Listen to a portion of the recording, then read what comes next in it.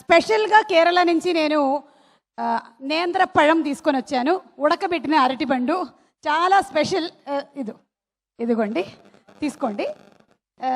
Insurance ఉంది కదా, തീസ്കോണ്ടി. Thank U.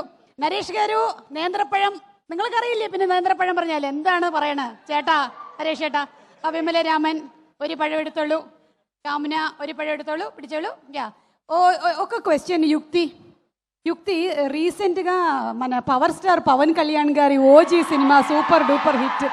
అందులో ఓమీ క్యారెక్టర్ ఇమ్రాన్ హష్మీతో మీరు సినిమా చేశారు లుటుగయే.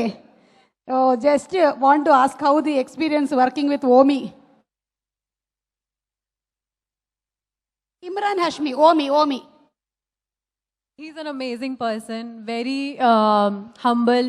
He's a gentleman, and I was starstruck, obviously, on the first day when I was working with him. But yes, it was lovely.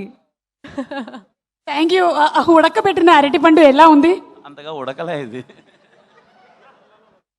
ఇది రాజీవ్ కనకాలకి అస్సలు ఇష్టం లేదు, అందుకనే నేను ఈరోజు స్పెషల్ అట్రాక్షన్గా ఇక్కడికి తీసుకొచ్చాను మీ అందరికీ.